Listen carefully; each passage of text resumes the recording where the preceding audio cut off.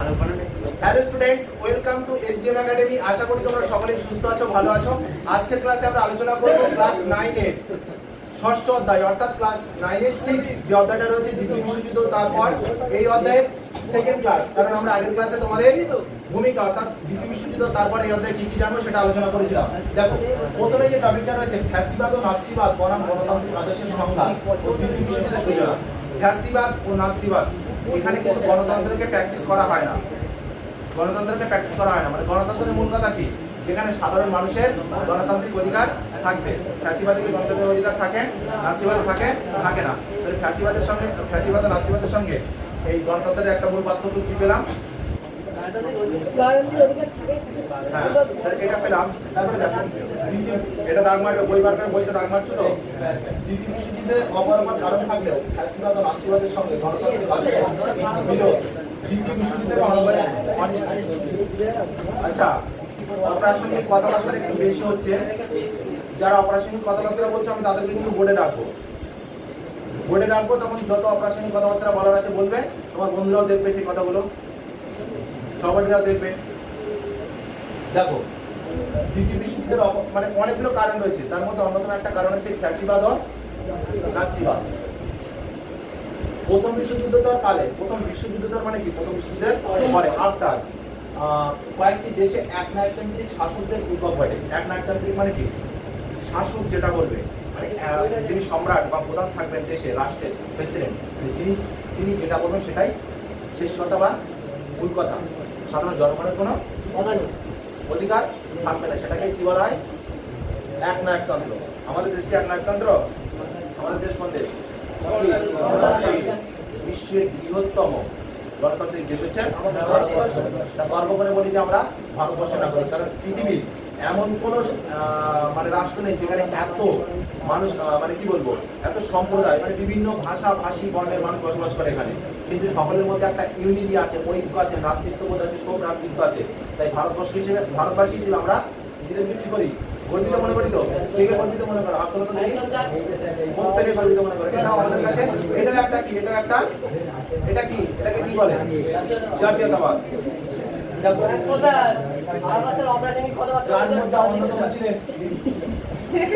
ইতালির ফ্যাসিস্ট শাসক।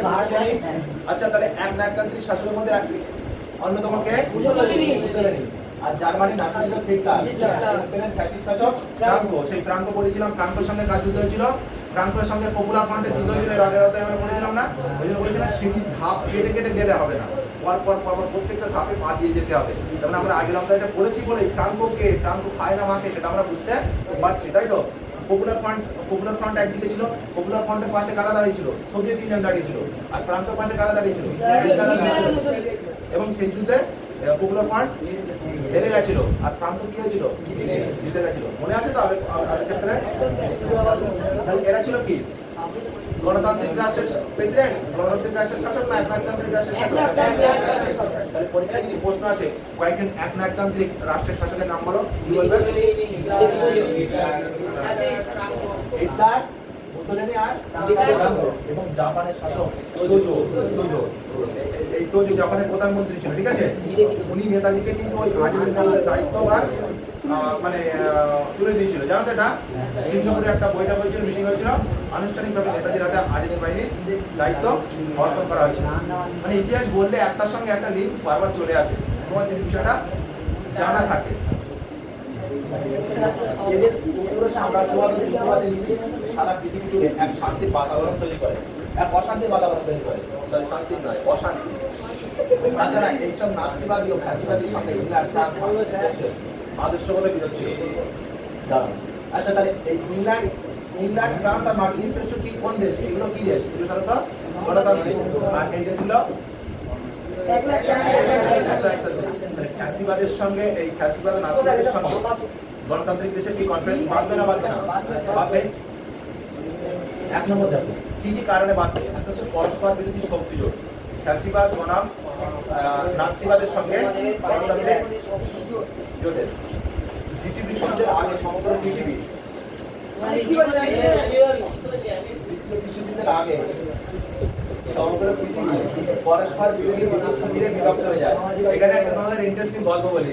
তোমরা ক্লাস 10 যখন উঠবে তখন সেখানে একটা অধ্যায় আছে, সেখানে একটা অধ্যায় আছে ইন্টারনেটের সুবিধা অসুবিধা।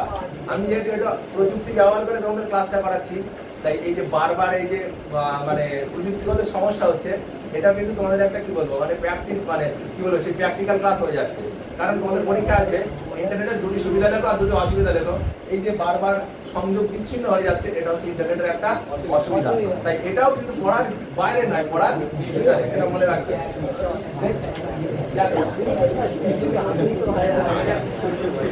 আচ্ছা বেশি কথা যেন বেশি হয়ে যাচ্ছে তোমাদের। আগে সমস্ত পৃথিবী পরস্পর যদি সব শিবিরে বিভক্ত হয়ে যায়, তাহলে কখন সারা পৃথিবী দুটো শিবিরে বিভক্ত হয়ে যায়? একদিকে ছিল কারা? এদেরকে বলা হয় মিত্র শক্তি, অর্থাৎ আফরাই। এই আ প রয়াকার আর হর্ষই দিলেই আফরাই তৈরি হয়ে যাচ্ছে, অর্থাৎ মিত্র শক্তি। আর অন্যদিকে ছিল আন্ডারস্ট্যান্ড? এবার দেখো সারা পৃথিবীতে দুটো জোটে ভাগ হয়ে গেল। এই দুই পরস্পর দুটি জোটের মধ্যে বারবার প্রতিযোগিতা শুরু হয় এবং সেই প্রতিযোগিতার ফলে সারা পৃথিবীতে কি হয়, একটা যুদ্ধের বাতাবরণ তৈরি হয়েছিল। এটা তার মানে কিন্তু বইতে খুব ইম্পর্টেন্ট কিন্তু লাইনটা। এবার মতাদর্শগত বিরোধ, মতাদর্শগত বিরোধ। অপূর্বকে এবার কান ধরে দান করিয়ে দেবো, তোমাদের দুজনকে কান ধরে দান করিয়ে দেবো। এখানে চলে এসো, দুজন এখানে চলে এসো। নেক্সট দেখো মতাদর্শগত বিরোধ। প্রথম বিশ্বযুদ্ধের পর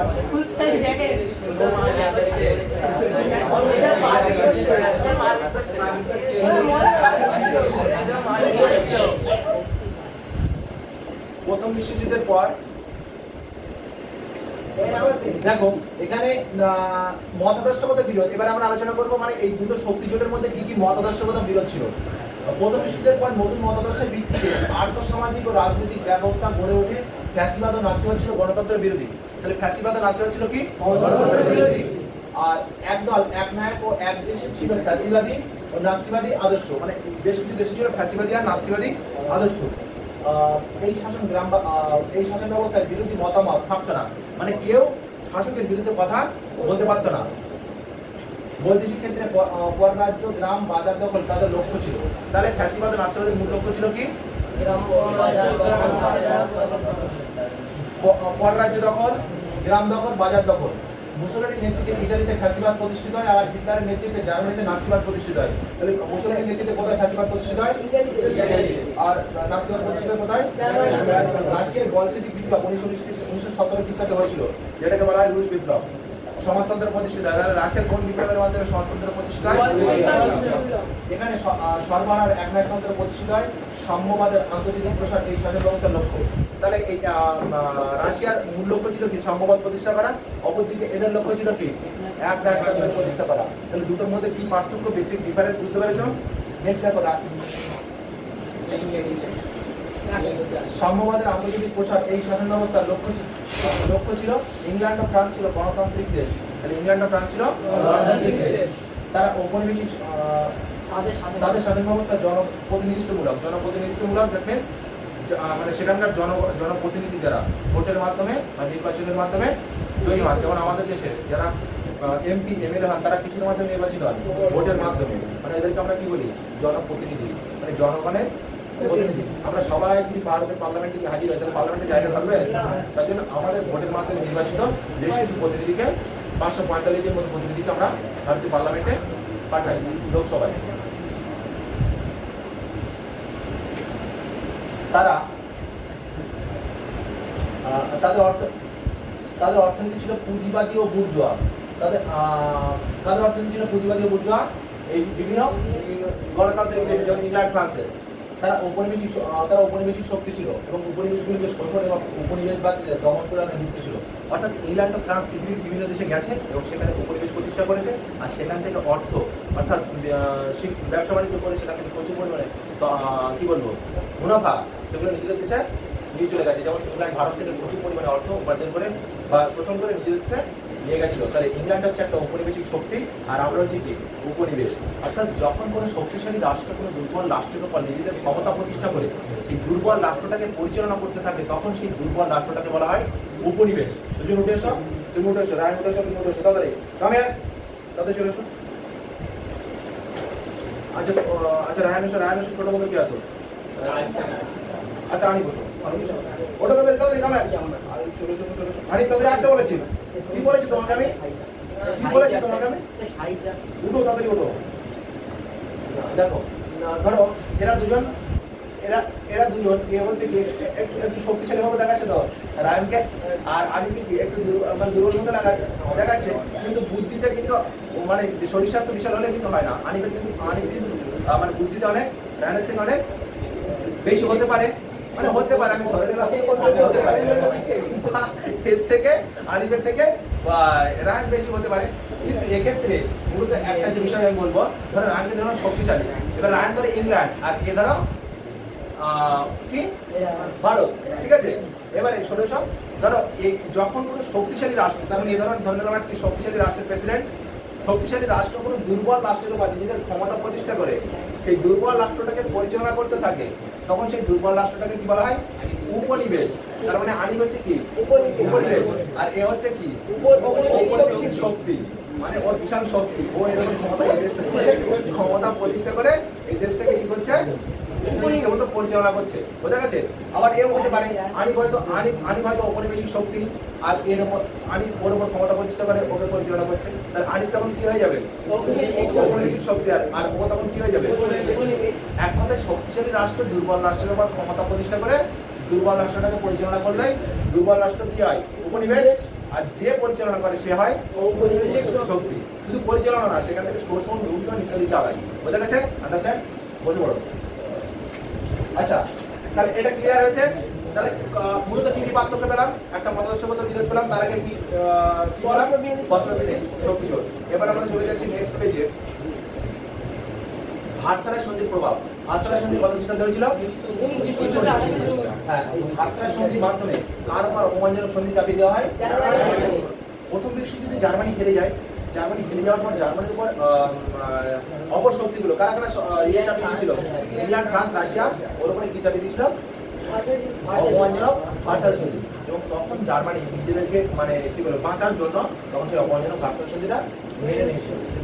যেমন দেখো এর প্রভাবে মানে এই ভাষা সন্ধির প্রভাবে জার্মানির উপনিবেশগুলি কেড়ে নেওয়া হয়। জার্মানির যত উপনিবেশ ছিল পৃথিবীর বিভিন্ন দেশের যে উপনিবেশগুলো সব কারা কেড়ে নেয়? জার্মানির প্রায় 25,000 বর্গমাইল এলাকা, 15% কৃষিজমি, 12% গবাদি পশু, 12% শিল্প, 86% কয়লা এবং 90% রবার, 70 লক্ষ অধিবাসীকে হারাতে হয়। মানে জার্মানির এত কিছু ওই ভার্সাই সন্ধির মাধ্যমে তাদের দিয়ে দিতে হয় মৃত্যু শক্তিকে। বোঝা গেছে? তাহলে ভার্সাই সন্ধির প্রভাব বলে আচ্ছা ধরো কেউ ধরো দুর্বল একটা দুর্বল রাষ্ট্রের উপরে যদি এইভাবে অত্যাচার করা হয়, তাহলে সে কতদিন বা সহ্য করতে পারে? সে একসময় তো প্রতিরোধ গড়ে তুলবেই। তাই জার্মানি সেই সময় সাময়িক সময়ের জন্য নিজেদেরকে বাঁচানোর জন্য সেই সময় শর্তগুলো ভার্সাই সন্ধির শর্তগুলো মেনে নিয়েছিল, কিন্তু পরবর্তীকালে তার ভিতরে কি হয়েছিল? ক্ষোভ তৈরি হয়েছিল। তার পরবর্তীকালে জার্মানিতে বিভিন্ন জাতীয়তাবাদী নেতার উদ্ভব হয়েছে এবং সেই সমস্ত জাতীয়তাবাদী নেতারা কিন্তু ওই ভার্সাই সন্ধি আর মানতে রাজি হয়নি। মানে কি হয়েছে? কনফ্লিক্ট বাড়বে বা দ্বন্দ্ব বাড়বে। এইভাবে জার্মানি এখানে একটা বিষয় দেখো, তাই নাৎসি নেতা হিটলার বলেন যে ভার্সাই সন্ধির প্রতিটি শর্ত জার্মানির 60 মিলিয়ন নরনারীর হৃদয়ে আগুন জ্বালিয়ে দিয়েছে। মানে হিটলার ওই যে শোষণ, এই ভার্সাই সন্ধির যে শোষণ, সেটাকে কখনো মেনে নিতে পারেননি। মানে মানে ওদের মানে কি বলবো, মানে জার্মানি যারা নাগরিক তাদের মনের ভিতরে কি হয়েছিল? আগুন জ্বলছিল। কিসের আগুন? জাতীয়তাবাদের আগুন। কেন আমরা সেই শর্তগুলো মেনে নেব? কেন আমরা তাদের শর্ত পূরণ করতে যাবো? ফলে সেখানে শুরু হয়ে যায় কি আন্দোলন? জাতীয়তাবাদী আন্দোলন। এবং এই জাতীয়তাবাদী আন্দোলনে কিন্তু এই দ্বিতীয় বিশ্বযুদ্ধের একটা অন্যতম কারণ। দেখো এভাবে জার্মানি যুদ্ধের পথে পা বাড়ায় এবং ভার্সাই সন্ধি স্বাক্ষরকারী ভাইমার প্রজাতন্ত্রকে উৎখাতে হিটলার সচেষ্ট হন। মানে ভাইমার প্রজাতন্ত্রকে সংশোধনকে হিটলার। এবং এই প্রসঙ্গে উল্লেখ করতে যে অক্ষশক্তি গঠনের সময় হিটলারের ফ্যাসিবাদী নেতা মুসলিম বলেন এই দ্বন্দ্বে আপোষের কোনো স্থান নেই। ফাইন, এটা বোঝা গেছে তো? এই যে কিভাবে ভার্সাই সন্ধির প্রভাব দ্বিতীয় বিশ্বযুদ্ধের প্রেক্ষাপট তৈরি করেছিল, সেটা বোঝা গেছে। হ্যাঁ, তাহলে পরীক্ষায় যদি প্রশ্ন আসে যে দ্বিতীয় বিশ্বযুদ্ধের একটা অন্যতম কারণ কি, আশা সন্ধি, বোঝা গেছে। তারপরে দেখো অস্ত্র নিয়ন্ত্রণের প্রয়াস, জাতিসংঘের উদ্যোগে, জাতিসংঘ কত সালে গঠিত হয়েছিল, 1919 প্রথম বিশ্বযুদ্ধের পরে। জাতিসংঘের উদ্যোগে জেনেভা শহরে অস্ত্র নিয়ন্ত্রণ করার চেষ্টা করা হয়। মানে জাতিসংঘ পৃথিবীর বিভিন্ন দেশের মধ্যে প্রথম বিশ্বযুদ্ধের পর পৃথিবীর বিভিন্ন দেশের মধ্যে ঐক্য, সম্প্রীতি, বন্ধন ইত্যাদি আটক রাখার জন্য যদি শান্তি সম্প্রীতিতে মানুষ বসবাস করতে পারে, তার একটা উদ্যোগ হচ্ছে জাতিসংঘ। সেই তাই জাতিসংঘ চেষ্টা করেছিল কি, যাতে সারা পৃথিবীর মধ্যে একটা অস্ত্র নিয়ন্ত্রণ করা থাকে, মানে অস্ত্র যদি কোনো দেশ বেশি মজবুত করতে না পারে। জার্মানি ও ফ্রান্সের এই বিষয়ে মতভেদ ঘটে, মানে জার্মানি ও ফ্রান্স এই শর্ত মেনে নিতে রাজি হয়নি। কার শর্ত মেনে নিতে রাজি হয়নি, জোরে বলবে, জোরে। জার্মান আক্রমণ মোকাবিলা করার জন্য ফ্রান্স জার্মানির চেয়ে বেশি অস্ত্র রাখার দাবি করে। মানে কি করে এখানে, জার্মানি যাতে আক্রমণ করতে না পারে কার উপরে, তার জন্য কি করেছিল জার্মানি, ফ্রান্স কি করেছিল, বেশি বেশি অস্ত্র মজুত করেছে।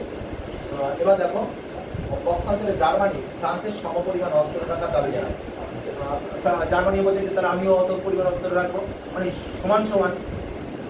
জাতিসংঘ এ বিষয়ে সিদ্ধান্ত নিতে ব্যর্থ হয়। এছাড়া আত্মনিয়ন্ত্রণের অধিকার নীতি ব্যবহারের ক্ষেত্রে প্রয়োগ করা হয়। জার্মান ভাষাভাষী বহু অঞ্চলকে চেকোস্লোভাকিয়া এবং পোল্যান্ডের সাথে রাখা হয়। এই জন্য জার্মানি জাতিসংঘের সদস্যপদ ত্যাগ করে। তাহলে কে জাতিসংঘের সদস্যপদ ত্যাগ করেছিল, কত সালে, 1933। তাহলে বোঝা গেছে তো যুদ্ধটা কিভাবে প্রেক্ষাপটটা তৈরি হচ্ছে। তাহলে এই অস্ত্র নিয়ন্ত্রণের অধিকার নিয়ে একটা কি হয়েছিল, দ্বন্দ্ব হয়েছিল। লাস্ট পয়েন্ট হচ্ছে, নেক্সট পয়েন্ট হচ্ছে নাৎসিবাদের প্রভাব। নাৎসিবাদের মূল কথা কি, একনায়কতন্ত্র। নাৎসিবাদের ইয়েকে, ফাদারকে, কে, হ্যাঁ,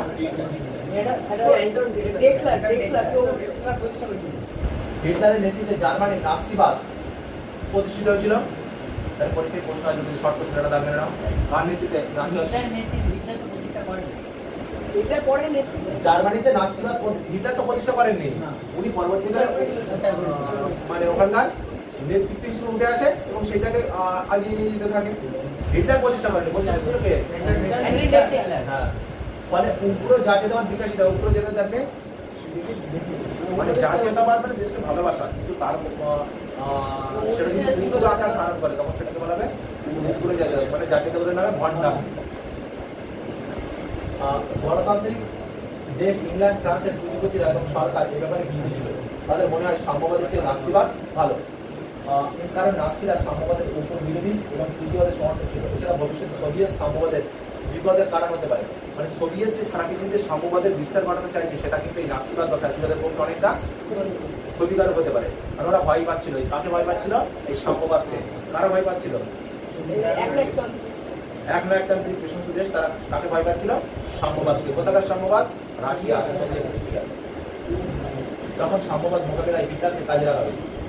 তাই নাৎসি জার্মানির অস্ত্র সরঞ্জাম এবং লোকান্য চুক্তি ভঙ্গ পূর্ব ইউরোপে এগিয়ে যাওয়াকে তারা সমর্থন করে। মানে জার্মানি বিভিন্ন জায়গায় এগিয়ে যাচ্ছে, সেটাকে বেশ কিছু রাষ্ট্র কি করেছিল, সমর্থন করেছিল। জার্মানির অস্ট্রিয়া দখল মিউনিখ চুক্তিতে শুধু তার ল্যান্ড দখল ইংল্যান্ড ও ফ্রান্স মেনে নেয়। মানে জার্মানি বিভিন্ন দেশে যাচ্ছে, অস্ট্রিয়া দখল করে নিয়েছে, মিউনিখ চুক্তি লঙ্ঘন করে শুধু তার ল্যান্ড দখল করে নিয়েছে। সবগুলোকে সমর্থন করছে কোন কোন রাষ্ট্র, কিন্তু এটা কিন্তু এর ক্ষতিকারক প্রভাবটা হয়ে দাঁড়াচ্ছে পরবর্তীকালে কি, এর ক্ষতিকারক প্রভাবটা পড়ছে ওই বিশ্বযুদ্ধে, যার পরিণতি হবে কি, বিশ্বযুদ্ধ, দ্বিতীয় বিশ্বযুদ্ধ। এখানে একটা জিনিস মনে রাখবে, ইন্দো ফরাসি তোষণ নীতি, এটা কিন্তু 2 নম্বরে আসবে। আজ তুমি একটু উঠে এসো, তাদের সাথে এসো। ইন্দো ফরাসি তোষণ নীতি, আমার জল খেয়ে নিয়ে আমি এখান থেকে একটা পড়ে, এটা হ্যাঁ ইন্দো ফরাসি তোষণ নীতি ইংল্যান্ড ও ফ্রান্স ইটালির মুসোলিনি ও জার্মানি হিটলারকে তোষণ করায় যে নীতি নেয় তা ইন্দো ফরাসি তোষণ নীতি নামে পরিচিত। 1936 খ্রিস্টাব্দ থেকে 1936 খ্রিস্টাব্দ থেকে 1939 খ্রিস্টাব্দ পর্যন্ত এই নীতি বলবৎ ছিল। ইংল্যান্ড ও ফ্রান্স জার্মানি নাৎসিবাদ ও ইটালির ফ্যাসিবাদ অপেক্ষা রাশিয়ার সাম্যবাদকে বেশি বিপজ্জনক মনে করে এই নীতি গ্রহণ করেছিল। তারা মনে করতো যে তোষণ নীতির মাধ্যমে যুদ্ধ এড়ানো যাবে, কিন্তু এই তোষণ নীতির ফলে সাম্রাজ্যবাদী আগ্রাসন আরো বেড়ে যাবে। এই নীতির প্রবক্তা ছিল বল্ডউইন। নীতিটি প্রয়োগ করেন ব্রিটিশ প্রধানমন্ত্রী নেভিল চেম্বারলেইন ও ফরাসি প্রধানমন্ত্রী এডওয়ার্ড দালাদিয়ার। তার মানে এটা এর বিষয়টা কি? মুখটা খুলে দাও, মুখটা। আচ্ছা, এটা ফেলে বলো। ইংলো ফরাসি তোষণ নীতি। ইংল্যান্ড ও ফ্রান্স, ইটালি, মুসোলিনি ও জার্মানির হিটলারকে তোষণ করার যে নীতি নেয় তা ইংলো ফরাসি তোষণ নীতি নামে পরিচিত। 1936 খ্রিস্টাব্দ থেকে 1939 খ্রিস্টাব্দ পর্যন্ত এই নীতি বলবৎ ছিল। জার্মানির নাৎসিবাদী ইটালির ফ্যাসিবাদ অপেক্ষা রাশিয়ার সাম্যবাদকে বেশি জন্য মনে করে। এই নীতি গ্রহণ তারা মনে করত যে তোষণ নীতির মাধ্যমে যুদ্ধ এড়ানো যাবে। এই তোষণ নীতির ফলে সাম্রাজ্যবাদী আগ্রাসন আরো বেড়ে যাবে। এই নীতি প্রবক্তা নীতি প্রয়োগ করেন ব্রিটিশ প্রধানমন্ত্রী নেভিল চেম্বারলেইন ও ফরাসি প্রধানমন্ত্রী এডওয়ার্ড দালাদিয়ার।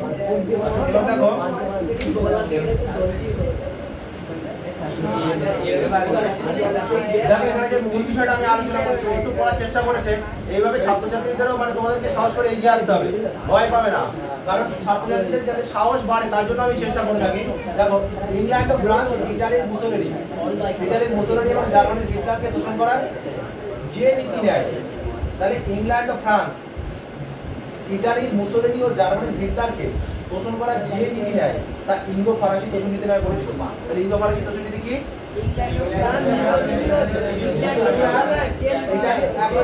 ইংল্যান্ড, ফ্রান্স, ইটালি ও জার্মানিকে তোষণ করার যে নীতি নেয় তাকে বলা হয়। তাহলে ইংল্যান্ড ও ফ্রান্স কাকে তোষণ করেছিল? কিভাবে? দেখো, 1936 থেকে 1939 পর্যন্ত এই নীতি বলবৎ ছিল। ইংল্যান্ড ও ফ্রান্স জার্মানির নাৎসিবাদ, জার্মানি কি ছিল?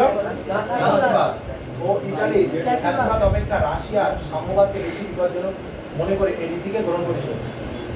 ইংল্যান্ড ও ফ্রান্সের শত্রু কিন্তু জার্মানি এবং ইটালি ছিল অনেক ক্ষেত্রে, কিন্তু তা হলেও ওদের থেকে বেশি বড় শত্রু হয়েছিল রাশিয়া। তাই রাশিয়াকে জব্দ করার জন্য ইংল্যান্ড ও ফ্রান্স কাদেরকে তোষণ করেছিল? এক কথায় রাশিয়াকে জব্দ করার জন্য বা রাশিয়াকে দুর্বল করে দেওয়ার জন্য ইংল্যান্ড ও ফ্রান্স, ইটালি এবং জার্মানিকে যে তোষণ নীতি গ্রহণ করেছিল তাই হলো ইন্দো ফরাসি তোষণ নীতি। তাহলে রাশিয়াকে দুর্বল করে দেওয়ার জন্য বা রাশিয়ার সাম্যবাদী গতিকে রোধ করার জন্য ইংল্যান্ড ও ফ্রান্স, ইটালি এবং জার্মানিকে তোষণ করার যে নীতি গ্রহণ করেছিল তাকে বলা হয় ইন্দো ফরাসি তোষণ নীতি। বোঝা গেছে? এই নীতির প্রবক্তা ছিলেন স্ট্যানসি বল্ডউইন। নীতিটি প্রয়োগ করেন ব্রিটিশ প্রধানমন্ত্রী নেভিল চেম্বারলেইন এবং ফরাসি প্রধানমন্ত্রী এডওয়ার্ড দালাদিয়ার। বোঝা গেছে? হ্যাঁ। নেক্সট দেখো,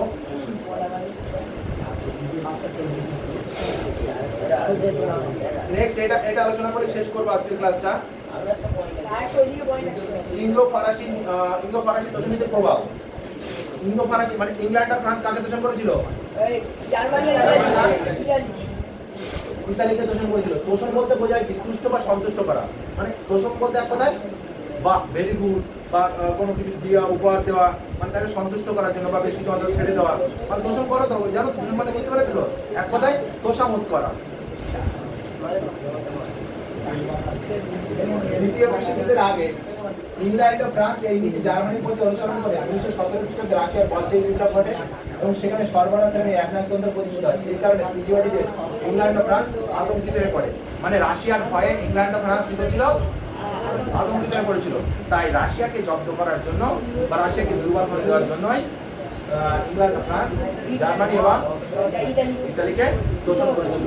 অন্যদিকে জার্মানির নাৎসি আপনার হিটলার কমিউনিস্ট বিরোধী এবং পুঁজিবাদের সমর্থক ছিলেন না। মানে হিটলার কি ছিল? কমিউনিস্ট বিরোধী এবং পুঁজিবাদের সমর্থক ছিলেন না। মানে পুঁজিবাদের সমর্থক ছিলেন না এবং কমিউনিস্টও বিরোধিতা করতেন না। সেই জন্য ইংল্যান্ড ও ফ্রান্স হিটলারের সাহায্যে সোভিয়েত সাম্যবাদকে মোকাবিলায় সচেষ্ট হয়। ইংল্যান্ড প্রস্তাব দেয় হিটলার শান্তিপূর্ণভাবে ভারসাম্যের সাথে নৃশংস পরিবর্তন করতে পারবেন। এতে হিটলার উৎসাহিত হয়ে নিরস্ত্রকৃত রাইন অঞ্চলে সেনা সমাবেশ করেন। তিনি ইংল্যান্ডের সঙ্গে চুক্তি করেন। তাহলে কে ইংল্যান্ডের সঙ্গে চুক্তি করেন? হিটলার। প্রধান রাষ্ট্রপ্রধান হিটলার এবং চুক্তি করে জার্মানি স্থল নৌ বিমান বাহিনী শক্তি বৃদ্ধি করে। এরপর মানে ইংল্যান্ডের সঙ্গে চুক্তি করে ধীরে ধীরে জার্মানি তার শক্তি বৃদ্ধি করতে থাকে। কার নেতৃত্বে? এরপর তিনি প্রতিবেশীদের অস্ট্রিয়া দখল করে। তাহলে তিনি নিজের শক্তি বৃদ্ধি করার পর কি দখল করে? অস্ট্রিয়া। এবং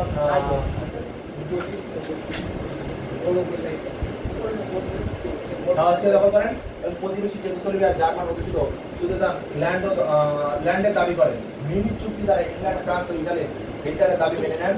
সোভিয়েত ইউনিয়ন জার্মানির পূর্ব দিকে অবস্থিত হিটলার পূর্ব দিকে এগিয়ে যেতে থাকায় ইংল্যান্ড, ফ্রান্স কোনো বাধা দেয়নি। মানে সোভিয়েত ইউনিয়ন জার্মানির পূর্ব দিকে অবস্থিত ছিল, তাই তো?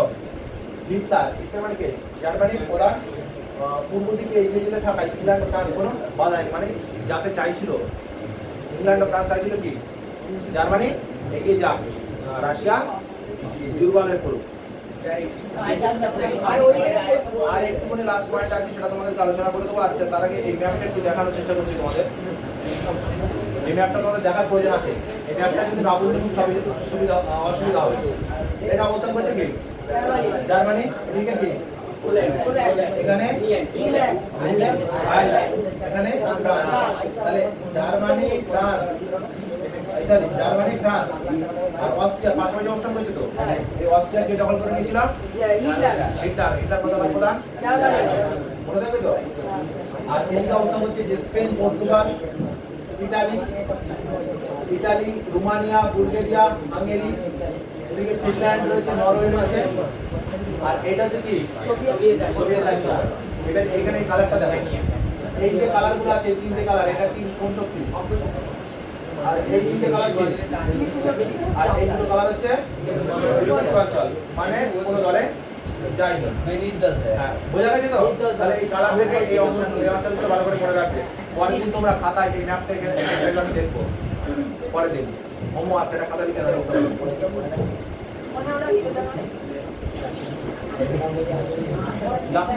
লাস্ট হচ্ছে দ্বিতীয় বিশ্বযুদ্ধের প্রত্যক্ষ কারণ। দ্বিতীয় বিশ্বযুদ্ধের প্রত্যক্ষ কারণ মানে দ্বিতীয় বিশ্বযুদ্ধের সরাসরি মানে ডিরেক্ট যে কারণটা ছিল সেটা হচ্ছে, দেখো 1939 খ্রিস্টাব্দে নাগাদ ইংল্যান্ড ও ফ্রান্সের সঙ্গে যুদ্ধ আসন্ন, মানে ইংল্যান্ড ও ফ্রান্স যুদ্ধ প্রায় কাছাকাছি। এই যুদ্ধে যাতে রাশিয়া যোগ দিতে না পারে সেই ব্যাপারে হিটলার সচেষ্ট ছিলেন। মানে রাশিয়া যাতে ইংল্যান্ড ও ফ্রান্সের মধ্যে নাক না গলাতে পারে তার জন্য চেষ্টা করছিল কে? হিটলার। মানে ইংল্যান্ড আর ফ্রান্সের যুদ্ধে কে যাতে নাক গলাতে না পারে? রাশিয়া। তার জন্য চেষ্টা করছিল কে? হিটলার।